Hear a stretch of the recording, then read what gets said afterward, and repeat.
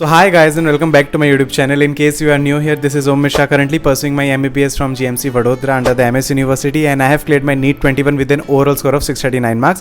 This was the video that I was really wanted to make from like past 1 or 2 weeks, but अभी मेरे finally next week से exam आ रहे हैं, तो इतना ज़्यादा लोड था पढ़ाई का कि मुझे टाइम ही नहीं मिल रहा था. मैं एवरीडे पोस्टपोन कर रहा था कि कल कर दूंगा. सो फाइनली आज वीकेंड है, तो मुझे फाइनली टाइम निकाल के वीडियो शूट करना पड़ रहा है.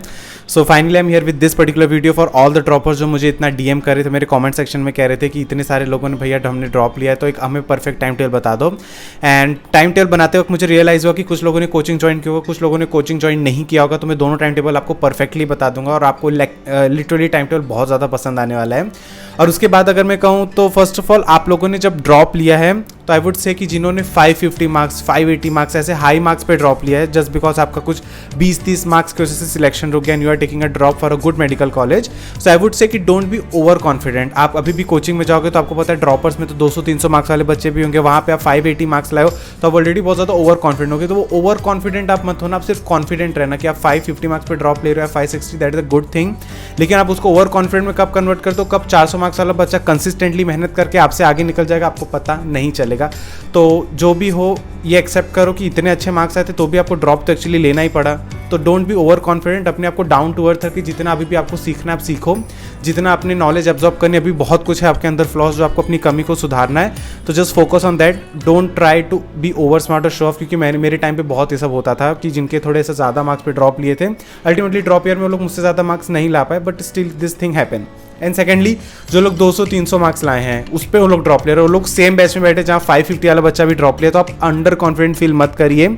आप समझ लिए कि अभी आप सब कुछ फ्रेश लर्न कर रहे हैं. जितना अच्छे तरीके से आप चीज़ों को ऑब्जर्व करेंगे, जितना अच्छे से आप प्रैक्टिस करेंगे, हर चीज़ टाइम टू टाइम फॉलो करेंगे, अंत में नीट का एग्जाम तो आपको भी उसी टाइम पे देना है. मान लो 550 वाले का 2-3 महीने में सब हो जाएगा, लेकिन क्या उसको नीट का मौका 1 साल बाद ही मिलेगा. तो 1 साल हर दिन रिवाइज करना, हर दिन कंसिस्टेंट रहना, उसको भी उतना पड़ेगा जितना आपको रहना पड़ रहा है. And I guess as compare to him आपके लिए ज़्यादा ईजी रहेगा, क्योंकि उसने तो ऑलरेडी पढ़ी हुई चीज़ें उसको वापस लॉन्ग टाइम तक रिपीट करनी, कंपेयर टू यू ऑल जहाँ आप लोग कुछ फ्रेश स्टार्ट कर रहे हो.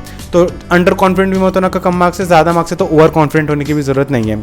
तो सबसे पहले चलो मैं आपको एक अच्छा टाइम टेबल बता देता हूँ जो बिना कोचिंग के बच्चे पढ़ रहे हैं, जिन्होंने मे भी कोई ऑनलाइन कोर्स लिया, कुछ लोगों ने ऑनलाइन कोर्स भी नहीं लिया, सिर्फ यूट्यूब के सहारे वो कर रहे हैं. तो let's come to that first. सबसे बिना कोचिंग वाले बच्चों को जो मैं शेड्यूल बता रहा हूँ उसमें आप रिकॉर्डेड लेक्चर्स ही देखना. अगर आपने कोई भी कोर्स लिया, चाहे वो यूट्यूब हो चाहे आपका कुछ भी, आप रिकॉर्डेड लेक्चर्स देखना, क्योंकि लाइव लेक्चर्स मत देखना, सिर्फ टाइम पास होता है. आपको पता है कि लाइव लेक्चर्स लोग यूट्यूब पे क्यों लेते हैं, ज़्यादा उनको इनकम मिलती है. वरना लाइव लेक्चर का असली फायदा तो कोई टीचर उठाता नहीं कि चैट में किसी का भी नाम भी नहीं पढ़ते. They just come and study and they come and just teach their whatever subject they have been appointed to. तो आप सबसे पहले रिकॉर्डेड लेक्चर देखना, 1.5x पे देखना, ज़्यादा टाइम वेस्ट मत करना. और उस हिसाब से मैंने शेड्यूल बताया. सबसे पहले आप 8 या 9 बजे उठोगे. मैं आपको हमेशा क्यों कहता हूँ कि 4-5 बजे उठने की जरूरत नहीं है. स्पेसिफिकली नीट आपका 2 से 5 दोपहर में होता है, तो अगर कोई बच्चा 4 बजे सुबह का ही उठा है कंपेयर टू वो बच्चा तो सुबह 9 बजे उठा है, तो 9 बजे वाला बच्चा ज़्यादा फ्रेश रहेगा 2 बजे एज कम्पेयर टू सुबह 4 बजे से जो बंदा होता है उसकी 2 बजे तक एनर्जी कहीं ना कहीं डाउन हो जाएगी. तो एक आइडियल टाइम उठने का रखूँ तो मुझे लगता है 8 से 9 नीट वाले बच्चों के लिए बेस्ट टाइम होता है. मैं पर्सनली 9 बजे उठता था, तो मैं वहाँ से एक टाइम टेबल आपको बता देता हूँ कि सबसे पहले आप 9 बजे उठो, तो 9 से 9:30 आपका फ्री टाइम है. आप एक्सरसाइज करो, आपको रिलैक्स करना है, गाना सुनना है, कॉफ़ी पीना है, अपना जो भी काम करना है, ब्रश करना है, वो सब अपना सब 9 से 9:30 कर लो. लेकिन कंटिन्यू मूव करते रहे. सो के उठ के आए हो, सोफे पे बैठ गए हो, वहाँ पे भी सो रहे हो, नहीं, एक्टिवली कुछ ना कुछ काम आपको करते रहना है, तभी आपको फायदा मिलेगा. फिर 9:30 to 12:30 आपका पहला स्टडी स्लॉट रहेगा. अब आप लोग पूछोगे कि 3 आवर्स का स्टडी स्लॉट क्यों रखा, क्योंकि नीट भी आपका 3 आवर्स का होता है, तो आपको हैबिट डालनी पड़ेगी 3 घंटे बैठने की. आधे लोग पढ़ाई भी अच्छे से करते, सब कुछ करते, लेकिन उनको 3 घंटे बैठने की हैबिट नहीं. वो लोग टुकड़ों में पढ़ते हैं, तब उनका फोकस रहता है. लेकिन अब आपको फोकस कंटिन्यू 3 घंटे रखना है, तभी आप नीट का पेपर क्रैक कर पाओगे. But I am not saying कि आप 3 घंटे कंटिन्यू पढ़ो. 1 घंटा पढ़ो, 5 मिनट का ब्रेक लो, जहाँ पे आप एक्टिवली कुछ गाना सुनो, कुछ वॉक करो, सीढ़ी चढ़ के उतारो, कुछ भी करो, लेकिन 5 मिनट का ब्रेक लो. कंटिन्यू 3 घंटे मत पढ़ो, सैचुरेट हो जाओगे, एफिशिएंसी बहुत ज़्यादा डाउन हो जाएगी. ओके. फिर आप 12:30 to 1:30 ब्रेक लो, जहाँ पे पर्सनली अगर मैं बताऊँ तो ये टाइम पे मैं ऐसा नहाने चला जाता था, फिर आके लंच कर लेता था और थोड़ा रिलैक्स करता था. फिर 1:30 to 4:30 आपका दूसरा 3 आवर का स्टडी स्लॉट रहेगा, जहाँ पे आप कोई ईजी सब्जेक्ट पढ़ोगे. क्यों ईजी सब्जेक्ट? क्योंकि आफ्टरनून में बहुत ज़्यादा हम सबको लेजीनेस आते हैं. आप सबको पता है कि पोस्ट लंच एंड इतना शांत और क्वाइट ऐसा पीस वाला माहौल होता है कि बहुत नींद आती है.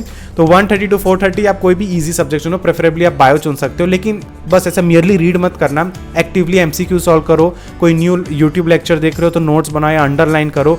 कोई ऐप पे से आप जैसे मेमोनी टैप जैसे बताता हूँ, आप ऐसा कुछ सॉल्व कर सकते हो, फ्लैश कार्ड वाले क्वेश्चन, लेकिन कुछ एक्टिवली से बैठ के पढ़ते हुए ना वो भी सैचुरेट हो जाओगे आप. ओके. फिर आप 4:30 to 5:30 आपको ब्रेक लेना है। 4:30 to 5:30 आपको ब्रेक लेना है, जहाँ पे आप इवनिंग वॉक है अपना इवनिंग कुछ अपने दोस्तों के साथ मिलना है, आपको कुछ स्नैक्स करना है, जो भी करना है एक्टिवली काम करो, हर जगह एक्टिवली काम करो। बस ऐसे ब्रेक में भी बैठे मत रहना अपनी जगह पे, वरना फिर जो नेक्स्ट स्टडी स्लॉट रहेगा वो आपको पूरा अफेक्ट हो जाएगा। फिर आपको 5:30 to 8:30 आपका तीसरा थर्ड आवर का स्लॉट है, जहाँ पे आपको कोई भी अपना वो सब्जेक्ट पढ़ना है जो आपने या तो सुबह नहीं पढ़ा या तो दोपहर नहीं पढ़ा, तो तीसरा सब्जेक्ट का नंबर आपको शाम को आ जाएगा। तो 8:30 कर लिया। फिर 8:30 to 10 आपको पूरा 1.5 घंटे का टाइम दे रहा हूँ डिनर वाला, जिसमें सिर्फ आपको डिनर नहीं करना, डिनर कर लिया, फैमिली से बात करनी, दूर रहते हो घर पे वीडियो कॉल करना है, मम्मी पापा से बात करनी है, या अपने किसी टीचर से बात करनी है, अपने किसी दोस्त से बात करनी है, जो भी आपका काम है, आपको कोई फेवरेट अपनी सीरीज़ का एपिसोड देखना है, कोई पर्टिकुलर अपने यूट्यूब वीडियोज़ जो अपने रखे थे कि हाँ मैं रात को आराम से देखूँगा, वो सब अपना 1.5 घंटे में आराम से कर लो। तो आपको 10 to लेके 1 और 1:30 तक जो भी आपको प्रेफरेबल रखता है उस हिसाब से आपका लास्ट 3 आवर का स्टडी स्लॉट रहेगा, जहाँ पे आपका जो सबसे, जैसे अगर आप नाइट आउल पर्सन हो तो रात को सबसे ज़्यादा आप एक्टिव रहते होगे, तो जो सब्जेक्ट आपको सबसे ज़्यादा करने का मन करता है वो करना। और कुछ लोग का होता है कि रात को सबसे ज़्यादा थक जाते हैं क्योंकि सुबह के उठे रहते हैं, तो वो लोग अपना कोई भी ईजीएस्ट सब्जेक्ट रात को चूज कर सकते हैं। सोने से पहले अगले दिन की टू डू लिस्ट बना के स्टिकी नोट करके या तो अपने स्टडी टेबल पे, अपने स्टडी वॉल पे या अपने फ़ोन के वॉलपेपर बना पे कुछ भी करके रख लो, लेकिन अपना नेक्स्ट दिन का टू डू लिस्ट आपका रेडी होना चाहिए। तो ये वो बच्चों के लिए शेड्यूल है जो कोचिंग नहीं जा रहे हैं। Now for all the coaching वाले बच्चे जिनका मैं प्रेफरेबली ऐसा टाइम समझ रहा हूँ कि सुबह 9 बजे से लेकर आपका 2 बजे तक का कोचिंग है, अगर +- 1 आवर जो भी अपना उस हिसाब से शेड्यूल आप बना लेना। अगर आपका 9 बजे कोचिंग हो रहा है तो आपको 1 घंटे पहले उठो, फॉर एग्जाम्पल 8 बजे उठो, 8 से 8:30 अपना नहाना धोना ये सब आप कर लो, और 8:30 to 9 अपने पुराने क्लास का एक बार अच्छे से रिवाइज करके जाओ, क्योंकि अभी आप बहुत ही ऐसा वाले फेज में हो कि चीज़ें बहुत ज़्यादा वॉलेटाइल है, बहुत ईजिली आप भूल जाओगे, तो आपको याद रखना बहुत ज़्यादा ज़रूरी है। तो अब 8:30 to 9 आप अपना आराम से रिवाइज कर लो जो भी पुराने क्लास का था। ओके, फिर आप 9 to 2 तो आपका पूरा कोचिंग में रहेगा। कोचिंग में अच्छे से एक्टिवली डाउट्स आपको पूछना, आपने जो भी मार्क करके क्वेश्चन रखने, जो भी आप सीख रहे हो अच्छे से नोट्स बनाना। वो आपका एक सेल्फ स्टडी नहीं होता, लेकिन वो भी एक स्टडी स्लॉट में आपका कंसिडर्ड होगा, ठीक है। उसके बाद 2 to 3:30 आप अपना ब्रेक टाइम समझो, जहाँ आप लंच कर सकते हो। और अगर आप लंच आपका टाइम को कोचिंग में मिल गया था तो आपको जो करना है करो, लेकिन 2 to 3:30 आप ब्रेक लो, अपना कोई भी फेवरेट टाइम करो, दूर है तो मॉम डैड से बात करनी, जो करना आप कर सकते हो। 3:30 to 6:30 आपका नेक्स्ट स्टडी स्लॉट रहेगा, जहाँ पे आपको बहुत अच्छे से कोई भी अपना मॉडरेट टू ईजी सब्जेक्ट पढ़ना है, क्योंकि अभी आप कोचिंग से बहुत पढ़ गए, थोड़ा आप टायर्ड हो गए, 1.5 घंटे का ब्रेक लेने के बाद भी कोई भी ऐसा सब्जेक्ट पकड़ो जिसको आप एक्टिवली बहुत अच्छे से कर सकते हो। फिर 6:30 to 7 एक स्मॉल ब्रेक लो, सिर्फ हाफ एन आवर का ही लो, क्योंकि आपके पास ऑलरेडी थोड़ा टाइम कम बच रहा है अगर आप अभी आप कोचिंग कर रहे हो। तो 6:30 to 7 एक स्मॉल ब्रेक लो, कुछ एक्टिव ऐसा कार्डियो कर लो या वॉकिंग कर लो, गाने सुन लो, जो करना है करो। फिर 7 to 8:30 सिर्फ 1.5 घंटे का स्लॉट है आपका। 7 to 8:30 आप अच्छे से पढ़ाई करो एक्टिवली, कोई ऐसे इनऑर्गेनिक पढ़ लो या बायोलॉजी पढ़ लो, ऐसा कुछ पढ़ लो, शाम का टाइम रहेगा। उसके बाद आप 8:30 to 10 अगेन आप डिनर टाइम रखो, जैसे बिना कोचिंग वाले बच्चों का टाइम था। 8:30 to 10 अपना डिनर टाइम रखो, जो आपको अपना पेंडिंग काम करना है वो सब कर लो।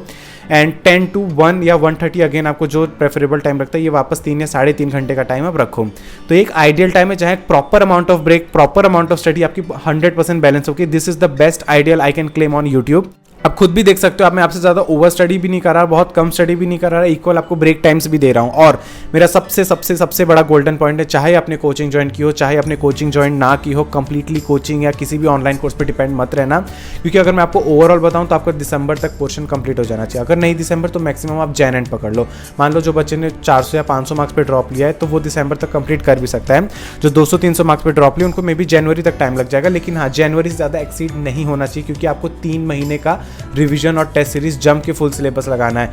कोचिंग वाले होंगे, ऑनलाइन कोर्स वाले होंगे, वो लोग कहेंगे आपका मार्च तक हम कंप्लीट करा देंगे और मार्च और अप्रैल फिर आप अच्छे से टेस्ट देते हैं। नहीं, मैं कह रहा हूँ लिटरली आपने ड्रॉप लिया, आपको पता चल गया होगा कि 3 महीने आपको इंटेंस फुल रिवीजन टेस्ट देना है, आपको पूरा हर दिन सेम चीज़ रिवाइज करनी, तभी जाके आपको प्रोग्रेस मिलने वाला है। तो कंप्लीटली कोचिंग पे भी डिपेंड मत करो। मैंने ये यूट्यूब चैनल्स बताए पर्सनली जो फ्री हैं यूट्यूब पे, जिनका बेस्ट है। मैं अपने ड्रॉप इन में भी आकाश को सिर्फ स्टडी मटेरियल के लिए, टेस्ट के लिए, डाउट्स के लिए, ये सब के लिए यूज़ करता था। ये यूट्यूब चैनल से मैंने बहुत कुछ सीखा हुआ है, एक्सेप्ट 1-2 सब्जेक्ट के टीचर अच्छे थे जब मैं अटेंड करने जाता था।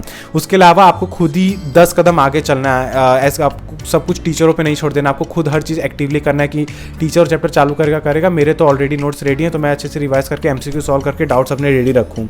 आपको हमेशा 2 स्टेप आगे की सोचनी, क्योंकि 18-20 लाख बच्चे दे रहे हैं, हर बच्चा अपना हर एक दिमाग से बेस्ट दे रहा है, तो आपको भी वो बेस्ट देना पड़ेगा, तभी आपका काम होगा। एंड सेकेंडली कुछ लोग मुझसे पूछते हैं कि भैया फ्रेश नोट्स बनाए कि नहीं बनाए। सबसे पहले अगर आपका कोई सब, जैसे फॉर एग्जांपल नीट 2023 आपका बहुत अच्छे से एनालिसिस होना चाहिए, आपने उस पेपर को एनालिसिस करना है। आपका नीट 2023 में सिलेक्शन नहीं हुआ तो उसकी एनालिसिस होनी चाहिए। उसमें आपका जो रेट लिमिटिंग सब्जेक्ट था ना, उसके बस फ्रेश नोट्स बनाओ, मतलब जो सब्जेक्ट में आपके सबसे कम मार्क्स हैं बस आप उसके नोट्स बनाओ, क्योंकि उसके नोट्स में भी उतने अच्छे नहीं थे जो आपको वो कुछ अमाउंट ऑफ नॉलेज दे सके, जो आप वो चैप्टर को टैकल आउट कर ले। फॉर एग्जाम्पल फिजिक्स में आपके कम मार्क्स है, इसलिए आपका नीट में सिलेक्शन नहीं हुआ, तो आप केमिस्ट्री के नोट्स अपने वापस मत बनाओ। केमिस्ट्री के अच्छे थे, केमिस्ट्री में अच्छे मार्क्स स्कोर किए तो उसके नोट्स वापस मत बनाओ। और कुछ क्या हो सकता है कि मैं भी अपने फिजिक्स के भी बेस्ट नोट बनाए, अपने केमिस्ट्री के भी बेस्ट नोट बनाए, लेकिन आपने केमिस्ट्री की एनसीईआरटी उतनी बार नहीं पढ़ी, इसलिए आपकी नीट में कम मार्क्स आए। तो उस वजह से अपने केमिस्ट्री के भी अच्छे खासे बनाए नोट्स को चेंज मत करना, वापस गधा मजूरी मत करना कि आप वापस कलरफुल पेन से भर भर के आप नोटबुक लिख रहे हो। नहीं, कम मार्क्स आ रहे हैं उसी सब्जेक्ट का नोट चेंज करो। और वो भी ध्यान रखो, आपने शायद में भी एनसीईआरटी नहीं पढ़ी इसलिए कम मार्क्स आ रहे हैं। ओके, एंड दिसंबर जनवरी तक आपका शेड्यूल खत्म, आपका पूरा पैकअप हो जाना चाहिए पूरा सिलेबस के साथ। और तब तक आपको सिर्फ पार्ट टेस्ट देने। पार्ट टेस्ट मतलब आपको सिर्फ वो चैप्टर वाइज टेस्ट देना, आपको फुल सिलेबस टेस्ट नहीं देना, सिर्फ चैप्टर वाइज देना। मंथ में 2 बार दोगे इनफ रहेगा, लेकिन उनकी प्रॉपर एनालिसिस एक नोटबुक पे होनी चाहिए आपकी। और उसके बाद आपका फेब, मार्च, अप्रैल 3 महीना, और जो बच्चे दिसंबर में कंप्लीट कर लेंगे सिलेबस वो लोग 4 महीना जैन को भी इंक्लूड करके आपको पहले तो जनवरी और फरवरी में आपको वीक में 2 टेस्ट देनी है फुल सिलेबस टेस्ट, और अच्छे से एनालिसिस करके और शॉर्ट नोट्स बना के और माइंडनेस बना के और रिवीजन वाले शीट्स बना के और अपने नीट के सिलेबस को धीरे धीरे कॉम्पैक्ट करते जाओ। क्योंकि अब अपने चीज़ें पढ़ ली हैं, आपको चीज़ें बहुत ऑब्वियस हो गई हैं, तो अब जो याद नहीं रह रहा उन्हीं का नोट्स बनाओ और ऐसे कर करके अपना टेस्ट के थ्रू अपनी इंप्रूवमेंट करते जाओ। फिर अप्रैल मंथ में जो लास्ट रहेगा तब आपको एवरी अल्टरनेट डे टेस्ट देना है, वो भी सिर्फ फुल सिलेबस टेस्ट। इतने नंबर ऑफ टेस्ट दिए रहोगे ना, तब जाके आपको एक धांसू स्कोर मिलेगा। आपका जो ड्रीम मार्क्स वाला स्कोर है वो आपको तभी मिलेगा, इतने ईजिली तरीके से नहीं मिलने वाला आपको। तो I hope after watching this video आपको बहुत ज़्यादा क्लियरेंस मिल गई होगी। अगर आप बहुत ज़्यादा ब्लैंक थे तो आपको प्रॉपर शेड्यूल बता दिया मैंने, ओवरऑल शेड्यूल भी बता दिया है, एवरीडे शेड्यूल भी बता दिया है, टेस्ट कब कितना कैसे देना चाहिए वो बता दिया है। यूट्यूब चैनल जो फ्री में आप देख के अपना पोर्शन फटाफट कंप्लीट कर सकते हो वो भी मैंने आपको बता दिया है। So I hope you like my video, share it with all of your friends जो ड्रॉप ले रहे हैं, and I hope you'll subscribe to my channel if you are new here. अगर आपको नहीं पता तो मैं भी 2020 में पहला अटेम्प्ट दिया था, मेरे 510 मार्क्स आए थे नीट में, फिर मैंने ड्रॉप लिया, एंड 2021 में मेरे 640 मार्क्स आए थे, 639 मार्क्स आए थे। So we'll meet in the next video. Till then, take care and bye bye. And मुझे best of luck कहना मेरे एग्जाम के लिए।